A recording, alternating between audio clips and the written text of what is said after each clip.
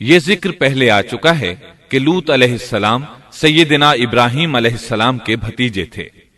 سیدنا لوط علیہ السلام کے باپ کا نام ہاران تھا، جو تارخ یعنی آزر کے بیٹے تھے۔ اللہ تعالی نے لوط علیہ السلام کا پورے قرآن میں 27 بار ذکر کیا ہے۔ یہ ذکر 14 سورتوں میں متفرق مقام پر آیا ہے۔ آپ کا والد آپ کے بچپن ہی میں فوت ہو گیا تھا، اس لیے آپ نے اپنے دادا آزر کے گھر اپنے چچا ابراہیم علیہ السلام کے ہاں پرورش پائی۔ یہی وجہ ہے کہ ابراہیم علیہ السلام کو ان سے بے حد محبت تھی۔ جس وقت پوری قوم سیدنا ابراہیم علیہ السلام کے خلاف اٹھ کھڑی ہوئی اور انہیں آگ میں ڈالا گیا، اس کٹھن وقت میں صرف لوط علیہ السلام ہی وہ شخصیت تھے جو آپ پر ایمان لا چکے تھے، جیسا کہ اللہ تعالی نے فرمایا فآمن له لوط، ان پر لوط ایمان لے آئے۔ پھر جب ابراہیم علیہ السلام نے ہجرت کی تو لوط علیہ السلام نے بھی ان کے ساتھ ہجرت کی۔ اللہ تعالیٰ فرماتے ہیں وقال انی مہاجر الی ربی انہ هو العزیز الحکیم، اور کہنے لگے کہ میں اپنے رب کی طرف ہجرت کرنے والا ہوں، وہ بڑا ہی غالب اور حکیم ہے۔ اس سے پہلے ہم ذکر کر آئے ہیں کہ جب ابراہیم علیہ السلام مصر سے فلسطین واپس چلے گئے تو آپ نے اپنے بھتیجے لوط کو سدوم بستی کی طرف بھیج دیا۔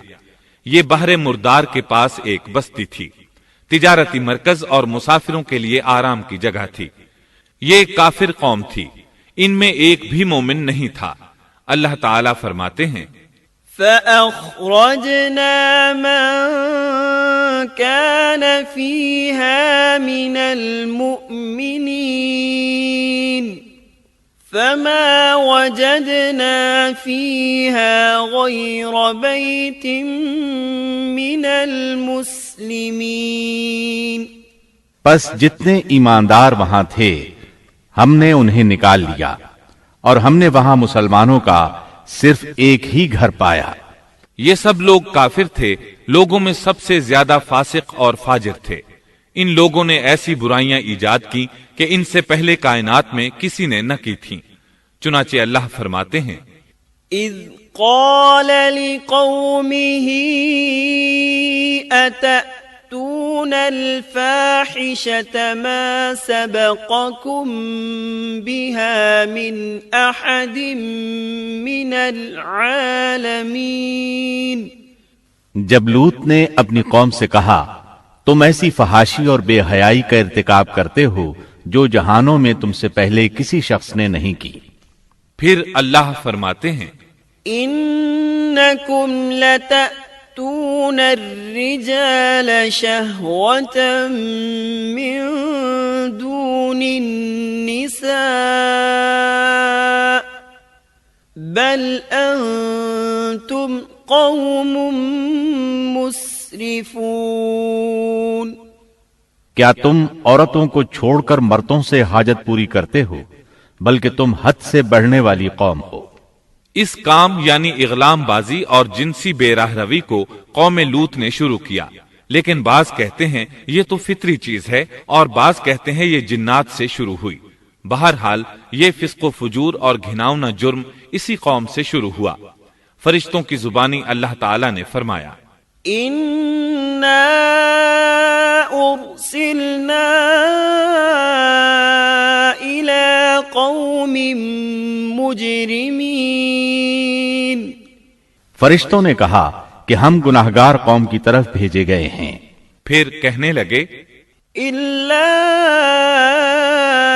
آل لوط انا لمنجوهم اجمعین الا امرأته قدرنا انها لمن الغابرین، مگر خاندان لوط کہ ہم ان سب کو تو ضرور بچا لیں گے، سوائے اس کی بیوی کے کہ ہم نے اسے رکنے اور باقی رہ جانے والوں میں مقرر کر دیا ہے۔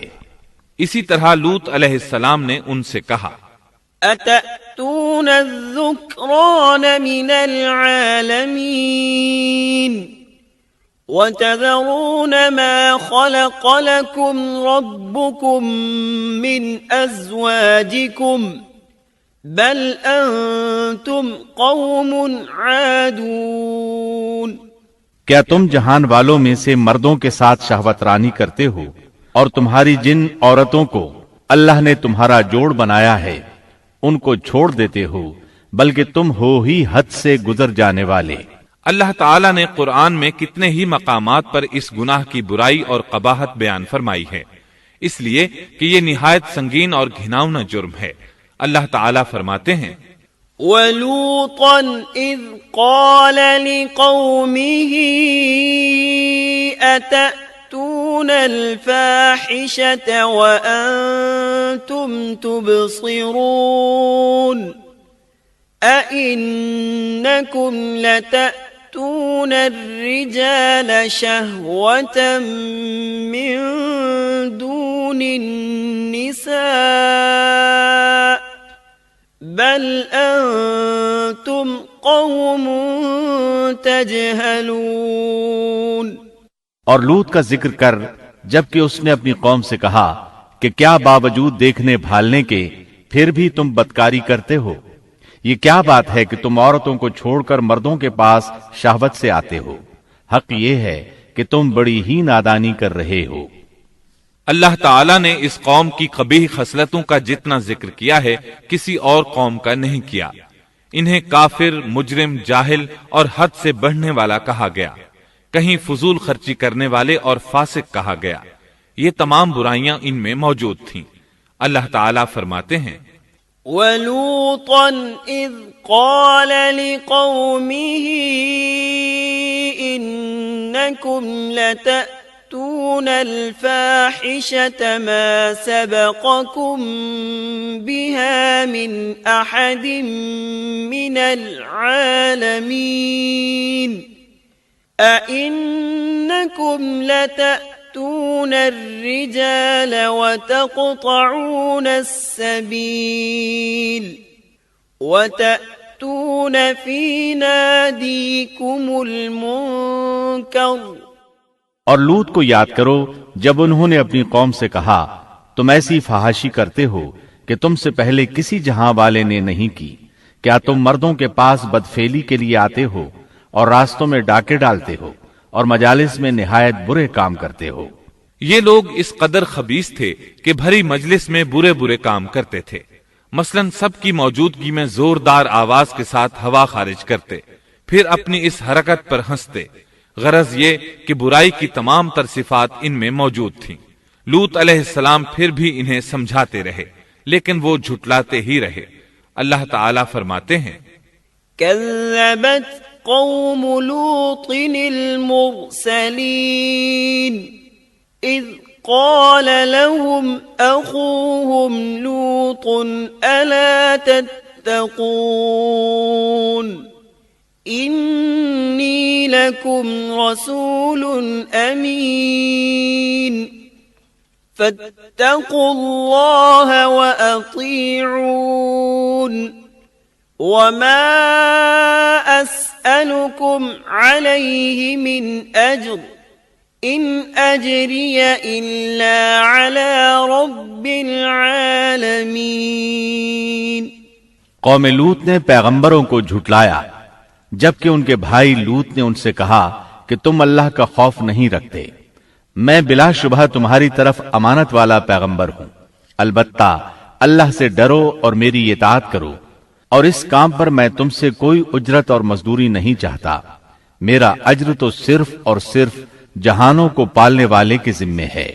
انبیاء کا مشن ہی یہ ہوتا ہے کہ تبلیغ کرتے رہیں، لہٰذا لوط علیہ السلام دعوت دیتے رہے، لیکن دعوت کے نتیجے میں قوم کا رد عمل کیا تھا اللہ نے اس کا بھی ذکر کیا ہے۔ فرمایا فما كان جواب قومه إلا أن قالوا ائتنا بعذاب الله إن كنت من الصادقين۔ بس اس کی قوم کا جواب یہی ہوتا کہ اللہ کا عذاب لے آ اگر تو سچا ہے۔ اسلام دشمن اور کافر قوموں کا جواب یہی ہوتا ہے۔ قوم عاد اور قوم سمود نے بھی یہی جواب دیا تھا۔ دوسری آیت میں ہے وَلَقَدْ أَنذَرَهُمْ بَطْشَتَنَا فَتَمَارَوْا بِالنُّذُرِ، لوط نے انہیں ہماری پکڑ سے ڈرایا، یعنی انہوں نے کہا اے قوم اللہ کی پکڑ سے اور عذاب سے بچ جاؤ، محتاط ہو جاؤ، اس کی لاٹھی بے آواز ہے، لیکن وہ ڈرانے والوں سے بھی جھگڑتے ہی رہے۔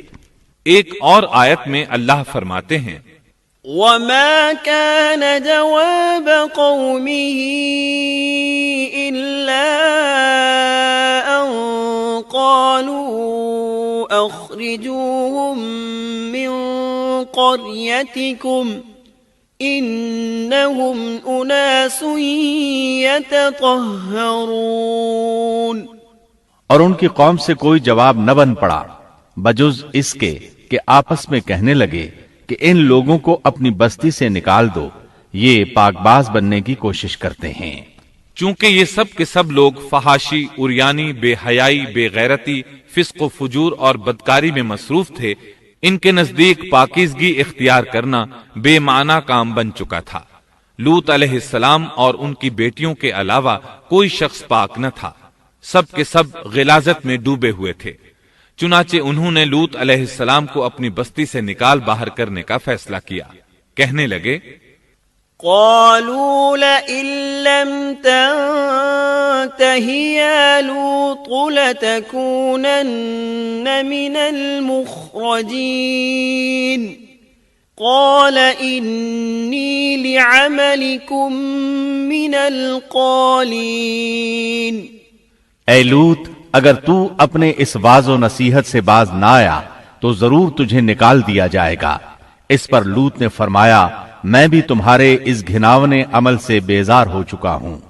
چنانچہ لوط علیہ السلام اس موقع پر وہاں سے نکل آئے اور اپنے رب سے یوں دعا گو ہوئے رب نجنی وأہلی مما يعملون، اے میرے پروردگار مجھے اور میرے اہل کو ان کے عمل سے بچا لے اور نجات عطا فرما۔ کتنی ہی آیات میں ہے کہ ان لوگوں نے لوط علیہ السلام کو بستی سے نکالنے کا عزم کر رکھا تھا، اور لوط علیہ السلام اس پوری بستی میں بے یار و مددگار تھے۔ وہاں ان کا کوئی خاندان تو تھا نہیں، لہٰذا گھر میں ہی بیٹھے رہے، دعا کرتے رہے۔ قال رب انصرنی علی القوم المفسدین، اے پروردگار اس فسادی قوم کے خلاف میری مدد فرما۔ اس دعا سے اس قوم کی ایک اور خصلت معلوم ہوئی، اور وہ یہ کہ وہ فسادی بھی تھے۔ سو اللہ نے دعا قبول فرمائی، فرشتے بھیجے، جبرائیل، میکائیل اور ملک الموت، اور بعض روایات کے مطابق اسرافیل کو بھی ان کے ساتھ بھیجا گیا۔ وہ سب سے پہلے ابراہیم علیہ السلام کے پاس آئے تاکہ انہیں اسحاق علیہ السلام کی بشارت دیں۔ آخرکار یہاں سے فرشتوں نے سدوم کا رخ کیا۔ یہ فرشتے وہاں نوجوان لڑکوں کی صورت میں پہنچے، ان کی ٹولیوں کے پاس سے گزرے تاکہ انہیں آزما لیا جائے، ان پر حجت قائم ہو جائے۔ مطلب یہ کہ اللہ تعالیٰ نے فرشتوں سے کہا تھا کہ ان لوگوں کو اس وقت تک ہلاک نہ کرنا جب تک کہ ان کے نبی کو ان پر الزام لگاتے نہ دیکھ لو۔ چنانچہ یہ فرشتے نوجوان اور خوبرو لڑکوں کی صورت میں بستی کے کنارے پہنچ گئے۔ لوط علیہ السلام کی ایک بیٹی بستی سے باہر کنارے پر رہتی تھی۔ جب اس نے انہیں دیکھا تو ڈر گئی۔ اس نے سوچا ہماری قوم کے لوگوں نے اگر انہیں دیکھ لیا تو ضرور ان سے برائی کر کے رہیں گے، اس لیے وہ اپنے والد لوط علیہ السلام کی طرف دوڑی، ان کے پاس پہنچ کر کہنے لگی میں نے چند نوجوان لڑکوں کو دیکھا ہے اور میں ان کے بارے میں خوفزدہ ہوں۔ لوط علیہ السلام جلدی سے ان کی طرف آئے، ان سے پوچھا آپ کیسے آئے ہیں؟ انہوں نے بتایا ہم آپ کے مہمان ہیں۔ لوط علیہ السلام چاہتے تھے انہیں باہر ہی سے دوسری طرف روانہ کر دیں، لیکن جب انہوں نے کہا کہ ہم مہمان ہیں تو وہ انہیں جانے کے لیے نہ کہہ سکے، چنانچہ ان سے بولے اللہ کی قسم زمین کی پشت پر اس سے خبیث اور گندی قوم ہم نے نہیں دیکھی، اور نہ ہی کسی کے بارے میں ایسا معلوم ہوا۔ آپ نے 2 بار، 6 بار اور پھر چوتھی بار بھی ان سے یہی بات کہی تاکہ ان نوجوانوں کو حالات کا علم ہو جائے، وہ بھانپ لیں، لیکن وہ تو فرشتے تھے اور لوط علیہ السلام کی قوم کے خلاف گواہی تلاش کر رہے تھے۔ آخر لوط علیہ السلام انہیں اپنے گھر لے آئے، انہیں بٹھایا۔ لوط علیہ السلام کی بیوی کافر تھی اور قوم کے ساتھ تھی۔ وہ باہر گئی اور اس نے لوگوں کو بتایا کہ اس نے لوط علیہ السلام کے گھر میں ایسے خوبصورت چہروں والے نوجوان دیکھے ہیں کہ زمین پر آج تک ان جیسے کہیں نظر نہیں آئے۔ یہ سنتے ہی وہ سب لوط علیہ السلام کے گھر کی طرف لپکے۔ قرآن کریم میں آتا ہے وَجَاءَهُ قَوْمُهُ يُهْرَعُونَ إِلَيْهِ وَمِن قَبْلُ كَانُوا يَعْمَلُونَ السَّيِّئَاتِ لوگ جلدی سے اس کی طرف لپکے اور وہ اس سے پہلے فحاشی کے عادی بن چکے تھے۔ ایک جگہ الفاظ ہیں شہر کے لوگ خوش ہوتے ہوئے آئے۔ وہ اس حد تک فاسق اور فاجر بن چکے تھے کہ خوش ہوتے ہوئے وہاں آئے تاکہ ان خوبصورت لڑکوں سے لذت حاصل کر سکیں۔ یہ گھر کے سامنے پہنچ گئے تو لوط علیہ السلام انہیں روکنے کے لیے گھر سے نکلے۔ ان سے فرمایا یا قوم هؤلاء بناتی، اے میری قوم، تمہاری خواہش کے لیے میری بیٹیاں موجود ہیں، یعنی قوم کی عورتیں موجود ہیں۔ نبی قوم کا باپ ہوتا ہے، اس کی بیویاں قوم کی مائیں اور قوم کی عورتیں اس کی بیٹیاں شمار ہوتی ہیں، جیسا کہ سورہ ہود میں آتا ہے۔ قال یا قوم هؤلاء بناتی هن اطہر لکم فاتقوا اللہ ولا تخزون فی ضیفی أَلَيْسَ مِنكُمْ رَجُلٌ رَشِيدٌ کہنے لگے اے میری قوم، میری یہ بیٹیاں تمہارے لیے پاکیزگی کا باعث ہیں، لہٰذا اللہ سے ڈرو اور مجھے میرے مہمانوں کے بارے میں رسوا نہ کرو۔ کیا تم میں کوئی بھلا شخص موجود نہیں؟ آپ کی بات کے جواب میں انہوں نے کیا جواب دیا؟ قرآن مجید میں آتا ہے قالوا لقد علمت ما لنا في بناتك من حق وإنك لتعلم ما نريد قال لو أن لي بكم قوة أو آوي إلى ركن شديد کہنے لگے لوط، تو جانتا ہے تیری بیٹیوں یعنی قوم کی عورتوں سے ہمیں کوئی سروکار نہیں، ہم جو چاہتے ہیں تمہیں خوب معلوم ہے۔ لوط کہنے لگے کاش میرے پاس کوئی قوت ہوتی یا میں کسی مضبوط پناہ میں ہوتا۔ لوط علیہ السلام کے پاس کچھ بھی تو نہیں تھا، صرف ان کی اپنی بیٹیاں ان پر ایمان لائی تھیں، یہاں تک کہ ان کی بیوی بھی کافر تھی۔ بخاری اور مسلم کی روایت ہے، نبی کریم صلی اللہ علیہ وسلم نے فرمایا اللہ تعالیٰ لوط پر رحمت فرمائے، وہ اللہ تعالیٰ کی طرف پناہ لیتے تھے۔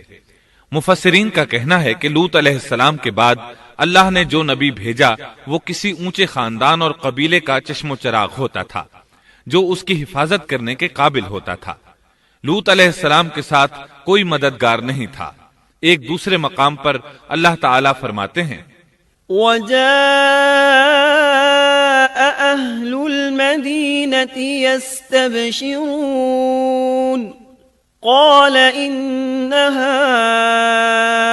هَؤُلَاءِ ضَيْفِي فَلَا تَفْضَحُونَ وَاتَّقُوا اللَّهَ وَلَا تُخْزُونَ قالوا أولم ننهك عن العالمين قال هؤلاء بناتي إن كنتم فاعلين لعمرك إنهم لفي سكرتهم يعمهون اور شہر کے لوگ خوش ہوتے ہوئے آئے۔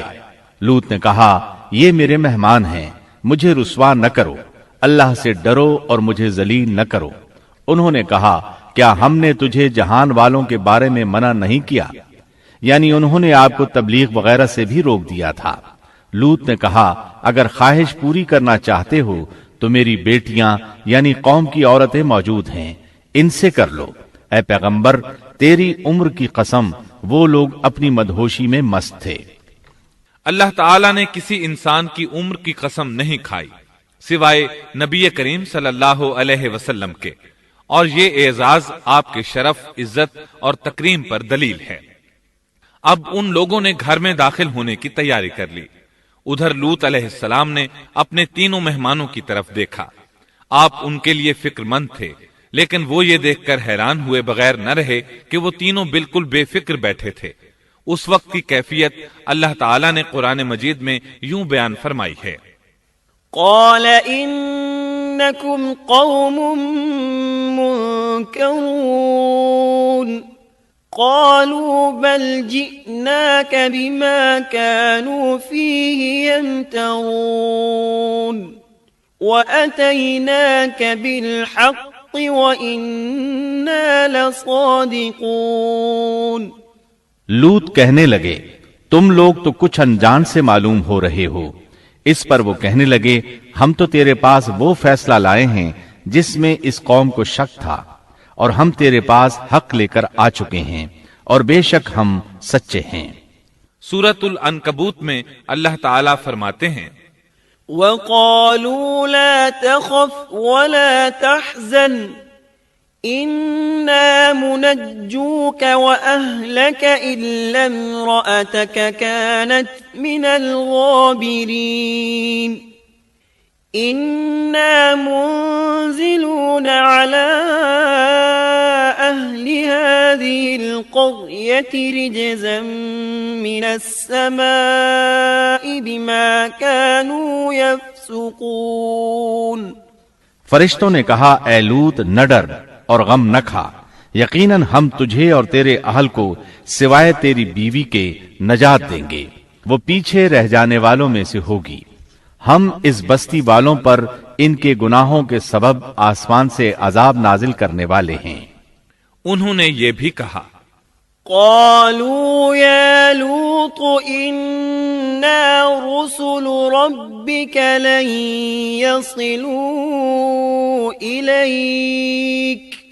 کہنے لگے اے لوط ہم اللہ کے بھیجے ہوئے فرشتے ہیں، یہ لوگ تجھ تک نہ پہنچ پائیں گے، یعنی تجھے تکلیف نہیں پہنچا سکیں گے۔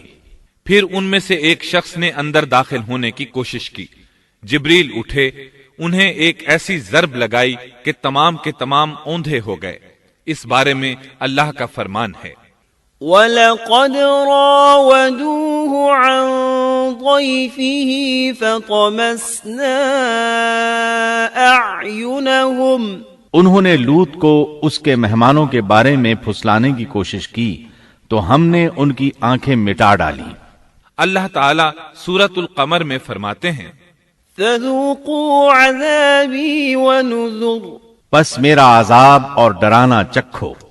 وہ دھمکیاں دینے لگے اور واپس جاتے ہوئے کہنے لگے ہم تجھ سے کل نبٹ لیں گے۔ انہوں نے سزا محسوس بھی کر لی لیکن پھر بھی توبہ نہ کی۔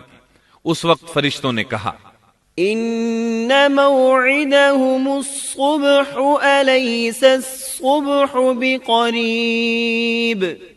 یقیناً ان کے وعدے کا وقت صبح کا ہے، اور کیا صبح بالکل قریب نہیں؟ صبح تک انہیں مہلت مل گئی۔ فرشتوں نے کہا: فَأَسْرِ بِأَهْلِكَ بِقِطْعٍ مِّنَ اللَّيْلِ وَاتَّبِعْ أَدْبَارَهُمْ وَلَا يَلْتَفِتْ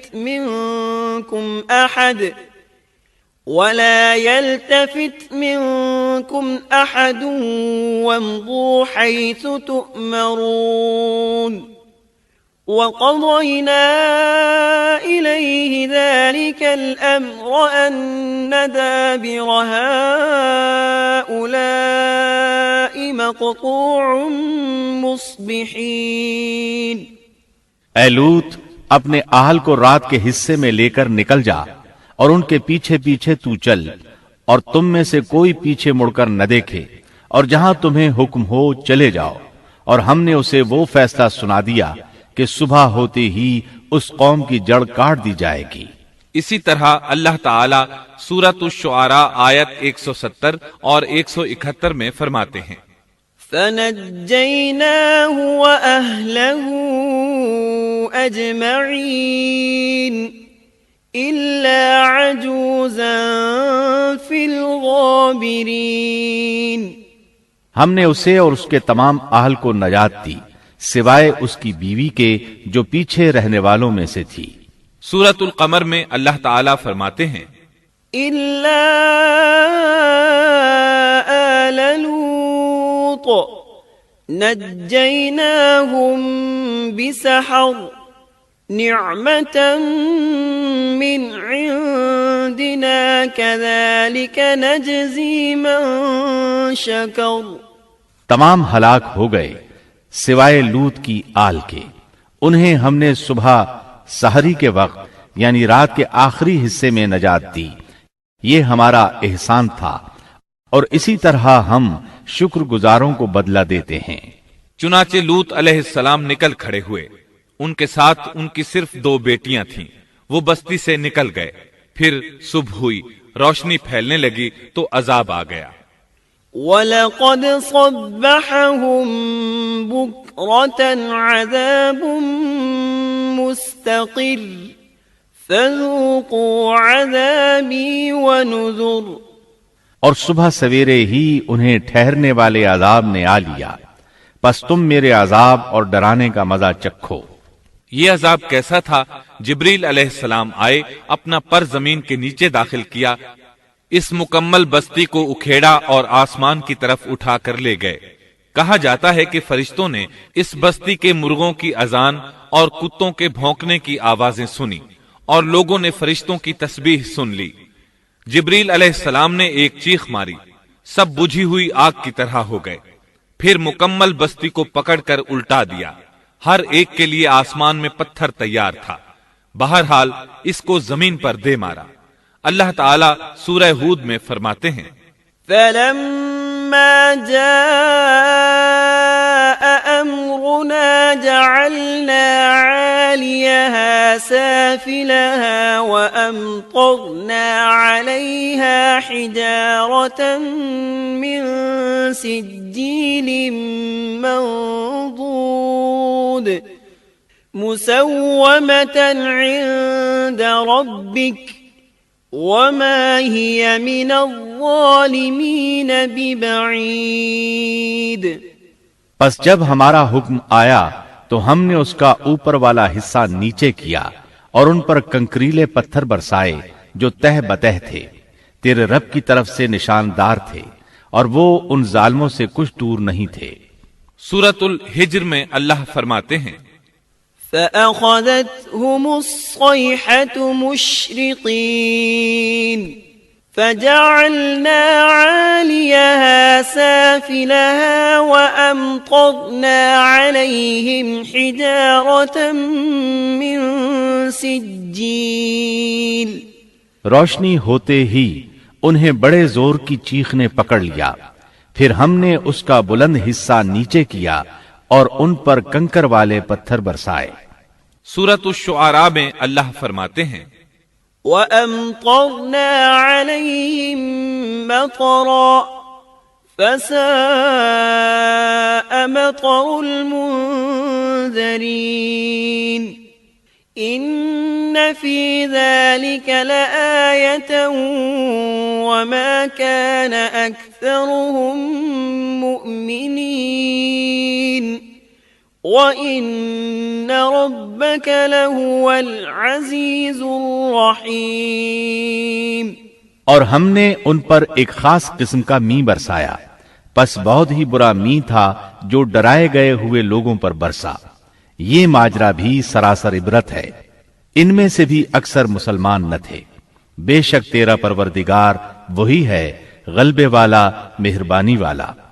سورۃ النجم میں اللہ فرماتے ہیں وَالْمُؤْتَفِكَةَ أَهْوَى فَغَشَّاهَا مَا غَشَّى فَبِأَيِّ آلَاءِ رَبِّكَ تَتَمَارَى هذا نذير من النذر الأولى اور اس نے الٹائی ہوئی بستیاں گرا دی، پھر ان کو اس چیز سے ڈھانپا جس سے بھی ڈھانپا، مطلب یہ کہ ان پر پتھروں کی بارش برسائی، پس تم اپنے رب کی کون کون سی نعمتوں میں جھگڑو گے۔ یہ شخص بھی پہلے ڈرانے والوں کی طرح ایک ڈرانے والا ہے۔ اس طرح یہ بستی سدوم باہر مردار کے علاقے میں تہس نہس ہو گئی، اور اس کے آثار و نشانات قیامت تک کے لیے چھوڑ دیے گئے ہیں۔ ان نشانات کو اسی لیے باقی چھوڑا گیا ہے کہ سارا جہان ان کو دیکھ کر عبرت پکڑے، فحاشیوں سے باز آ جائے، خاص طور پر سب سے بڑی فحاشی جو قوم لوط کا عمل تھا اس سے باز آ جائیں۔ سیدنا لوط علیہ السلام کے اس قصے میں قرآن حکیم اور احادیث نبوی سے یہ بات ثابت ہوتی ہے کہ سیدنا لوط علیہ السلام جس قوم کی طرف مبعوث کیے گئے تھے وہ قوم اخلاق کے اعتبار سے بالکل ختم ہو چکی تھی، اور اب اس کی اصلاح ناممکن ہو چکی تھی۔ اس قوم نے اپنے جرم کو جرم بھی نہیں سمجھا تھا۔ عام مقامات پر اعلانیہ بے حیائی کرنا ان کا مشغلہ تھا۔ یہ ایسا عمل تھا جس کی ماضی میں کوئی نظیر نہیں ملتی۔ مردوں کا مردوں سے اختلاط اور عورتوں کا عورتوں سے، یہ ایسا فعل تھا جو جنگل کے وحشی جانور بھی نہیں کرتے۔ یہی وجہ تھی کہ یہ قوم اپنے میں سے کچھ نیک لوگوں کو بھی برداشت نہیں کرتی تھی۔ وہ انہیں نیکی اور شرافت کی دعوت دیتے تھے، اسی لیے وہ ان کے سخت مخالف ہو گئے تھے۔ قرآن کریم نے اس قوم کے 3 بڑے جرائم کا ذکر کیا ہے۔ یہ کہ تم مردوں سے بدفعلی کرتے ہو، مسافروں کو لوٹ لیتے ہو، عام مجلسوں میں اعلانیہ فحاشی کرتے ہو۔ ان 3 گناہوں میں سے سب سے پہلا گناہ بدترین گناہ تھا۔ یہ گناہ اس قوم سے پہلے کسی نے نہیں کیا تھا، گویا وہ اس گناہ کو ایجاد کرنے والے تھے، اور یہ گناہ زنا سے بھی زیادہ شدید ہے۔ قرآن کریم اور احادیث کی روح سے اغلام بازی ایک بدترین گناہ ہے۔ احادیث میں اس گناہ کی مختلف سزائیں آئی ہیں۔ ایک روایت میں ہے کہ فاعل اور مفعول دونوں کو قتل کر دو۔ بستی سدوم عذاب کے نزول سے قبل کن حالات سے دوچار تھی، سورۃ الزاریات آیت 35 اور 36 میں یوں بیان ہوا ہے: پھر ہم نے ان سب لوگوں کو نکال لیا جو اس بستی میں مومن تھے، یعنی لوط علیہ السلام اور ان پر ایمان لانے والے، سو ہم نے اس بستی میں سوائے ایک گھر کے مسلمانوں کا کوئی گھر نہ پایا۔ اس کا مطلب ہے وہاں صرف سیدنا لوط علیہ السلام اور ان کا گھرانہ مسلمان تھا، باقی سب گھر کافروں کے تھے۔ اللہ تعالیٰ کسی قوم کی مکمل تباہی کا فیصلہ اس وقت تک نہیں کرتے جب تک کہ اس قوم میں کچھ قابل لحاظ بھلائی موجود ہو، مگر جب قوم کا حال یہ ہو جائے کہ اس میں بھلائی آٹے میں نمک کے برابر بھی باقی نہ رہے، تو ایسی صورت میں اللہ کا قانون یہ ہے کہ نبی اور اس پر ایمان لانے والوں کو اپنی قدرت خاص سے کسی نہ کسی طرح بچا لیا جاتا ہے، اور باقی لوگوں کے ساتھ وہی معاملہ کیا جاتا ہے جو ہوش مند تاجر اپنے ٹوکرے کے گلے سڑے پھلوں کے ساتھ کرتا ہے۔ اچھے پھل ان میں سے نکال لیتا ہے اور سڑے ہوئے باہر پھینک دیتا ہے۔ عذاب کے بعد اللہ تعالیٰ نے اس شہر کے کھنڈرات کے بارے میں سورۃ الزاریات آیت 37 میں یوں فرمایا ہے: اس عذاب کے بعد ہم نے وہاں بس ایک نشانی ان لوگوں کے لیے چھوڑ دی جو دردناک عذاب سے ڈرتے تھے۔ اس نشانی سے مراد بحیرہ مردار ہے۔ اس کا جنوبی علاقہ آج بھی ایک عظیم تباہی کے آثار پیش کر رہا ہے۔ ماہرین آثار قدیمہ کا خیال ہے کہ قوم لوط کے 5 بڑے شہر شدید زلزلے سے زمین میں دھنس گئے تھے، اور ان کے اوپر بحیرہ مردار کا پانی پھیل گیا تھا۔ اس خیال کی وجہ یہ بتائی جاتی ہے کہ بحیرہ مردار کا وہ حصہ جو اللسان نامی جزیرے کے جنوب میں واقع ہے وہ صاف طور پر بعد میں پیدا ہوا ہے، اور قدیم بحیرہ مردار کے جو آثار اس جزیرے کے شمال میں نظر آتے ہیں وہ جنوب میں پائے جانے والے آثار سے بالکل مختلف ہیں۔ ماہرین آثار قدیمہ نے اس سے یہ بات اخذ کی ہے کہ جنوب کا حصہ پہلے اس بحیرہ کی سطح سے بلند تھا، بعد میں زلزلے سے دھنس کر زمین کے نیچے چلا گیا۔ اس دھنسنے کا زمانہ بھی 2000 برس قبل مسیح کے قریب معلوم ہوتا ہے، اور یہ زمانہ تاریخ کے اعتبار سے سیدنا ابراہیم علیہ السلام اور سیدنا لوط علیہ السلام کا زمانہ ہے۔ 1965 عیسوی میں آثار قدیمہ کی ایک امریکی ٹیم کو اللسان جزیرے پر ایک بہت بڑا قبرستان ملا۔ اس میں 20,000 سے زائد قبریں تھیں۔ اس سے اندازہ ہوتا ہے کہ قریب ہی کوئی بڑا شہر آباد تھا۔ اس لیے عین ممکن ہے کہ جس شہر کا یہ قبرستان ہے وہ بحیرہ میں غرق ہو چکا ہو۔ بحیرہ کے جنوب میں جو علاقہ ہے اس میں اب بھی ہر طرف تباہی کے آثار موجود ہیں، اور زمین میں گندھک، رال، کول تار اور قدرتی گیس کے اتنے بڑے ذخائر پائے گئے ہیں کہ ان کو دیکھ کر یقین ہو جاتا ہے کہ کسی وقت بجلیوں کے گرنے سے یا آتش فشاں کا لاوا نکلنے سے یہاں آگ پھٹ پڑی تھی۔ اللہ تعالیٰ سورہ ہود کی آیت 83 میں ارشاد فرماتے ہیں، پتھراؤ کا یہ عذاب آج بھی ظالموں سے دور نہیں۔ مطلب یہ کہ جو قوم اس قوم کی طرح ظلم اور بے حیائی پر جم جائے وہ اپنے آپ کو اس جیسے عذاب سے دور نہ خیال کرے۔